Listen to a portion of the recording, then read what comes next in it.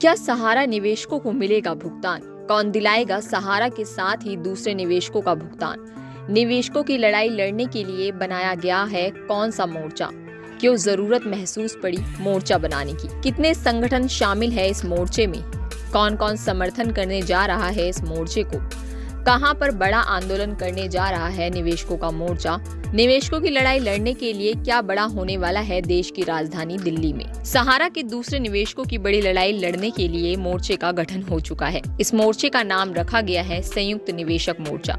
इस मोर्चे में निवेशकों की लड़ाई लड़ने वाले 12 संगठनों प्रथम प्रहरी, विश्व भारती जनसेवा संस्थान, राष्ट्रीय एकता फाउंडेशन, ठगी पीड़ितों की आवाज, फाइट फॉर राइट, भारतीय सोशलिस्ट मंच, भारतीय अपना समाज पार्टी, सहारा संघर्ष समिति, अखिल भारतीय जन कल्याण मंच, रंग दे बसंती, सहारा पीड़ित जमाकर्ता कार्यकर्ता कल्याण संघ और राष्ट्रीय उपकार संयुक्त मोर्चा को शामिल किया गया है। मोर्चे के बैनर तले दिल्ली जंतर मंतर पर 26 फरवरी से अनिश्चितकालीन धरना प्रदर्शन का कार्यक्रम रख दिया गया है। मोर्चे को देश भर के तमाम संगठनों और सोशल एक्टिविस्टों का समर्थन हासिल होने जा रहा है। मुख्य रूप से नर्मदा आंदोलन की नेता और प्रख्यात समाज सेविका मेधा पाटिकर, किसान नेता और पूर्व विधायक डॉक्टर सुनीलम, किसान नेता संजीव प्रधान, समाजवादी विचारक आदित्य कुमार के साथ ही बड़े स्तर पर वकीलों, शिक्षकों और पत्रकारों का समर्थन इस लड़ाई को मिलने जा रहा है। मोर्चे में शामिल होने वाले संगठनों के अध्यक्षों को कोर टीम का सदस्य बनाया गया है। मतलब मोर्चे में प्रथम प्रहरी से बीके श्रीवास्तव,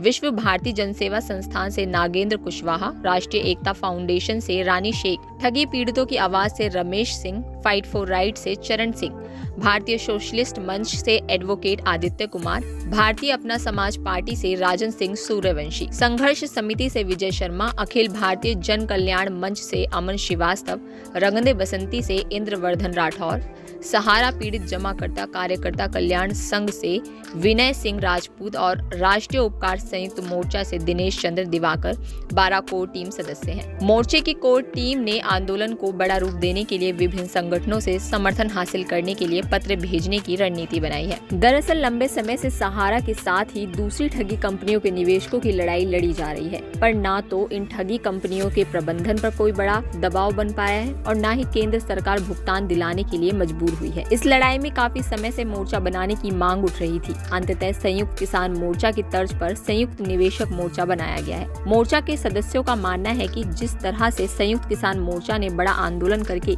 3 नए कृषि कानून वापस कराए, उसी तरह से संयुक्त निवेशक मोर्चा भी बड़ा आंदोलन करके निवेशकों का भुगतान कराएगा। मोर्चे के बैनर तले रणनीति बनाई गई है कि यह आंदोलन अनिश्चितकालीन होगा।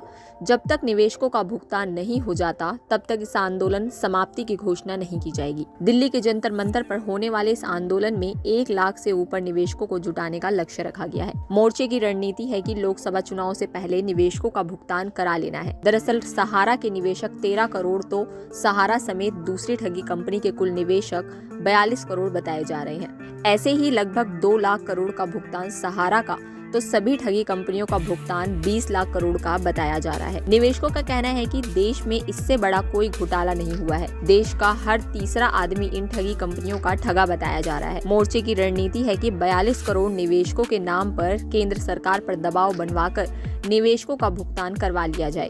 निवेशकों का मानना है कि लोकसभा चुनाव से पहले यदि निवेशकों का भुगतान न हुआ तो फिर भुगतान होना बहुत मुश्किल है। विश्व भारती जनसेवा संस्थान संगठन ने सहारा निवेशकों के भुगतान और सहारा प्रबंधन को सजा दिलाने के लिए सुप्रीम कोर्ट में एक जनहित याचिका भी दायर कर दी है, जिसकी सुनवाई बहुत जल्द होने वाली है। दरअसल सहारा और दूसरी ठगी कंपनियों के निवेशकों के भुगतान के लिए देश भर में आंदोलन चल रहा है। राज्यों की राजधानियों और दिल्ली जंतर मंतर पर भी धरना प्रदर्शन हुआ है। सहारा प्रबंधन के साथ ही दूसरी ठगी कंपनियों के प्रबंधन के खिलाफ तमाम FIR दर्ज कराई गई, पर सब कुछ हुआ पर ना हुआ तो वह भुगतान है। अब सभी संगठन मोर्चे के बैनर तले आ गए हैं। सभी संगठनों ने एकजुट होकर संयुक्त निवेशक मोर्चा के बैनर तले पूरा जोर लगाने की रणनीति बनाई है। देखने की बात यह भी है कि सहारा निवेशकों के भुगतान के लिए सहकारिता मंत्रालय ने सहारा रिफंड पोर्टल भी लॉन्च किया। खुद गृह और सहकारिता मंत्री अमित शाह ने इसे लॉन्च किया था।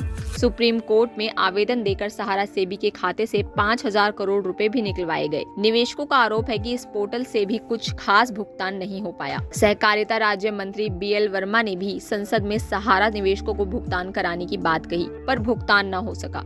यही सब वजह है कि निवेशकों ने अब बड़ा आंदोलन करने का मन बना लिया है और 26 फरवरी से दिल्ली जंतर मंतर पर अनिश्चितकालीन धरना प्रदर्शन कर संपूर्ण भुगतान कराने का निर्णय लिया गया है। जानकारी मिल रही है कि संयुक्त निवेशक मोर्चा के बैनर तले दिल्ली जंतर मंतर पर होने वाले आंदोलन के प्रति निवेशकों में गजब का उत्साह देखा जा रहा है। निवेशकों ने अभी से ही दिल्ली के लिए ट्रेनों में रिजर्वेशन कराना शुरू कर दिया है। उम्मीद जताई जा रही है कि 26 फरवरी को दिल्ली जंतर मंतर पर 1 लाख से ऊपर निवेशक जुटेंगे।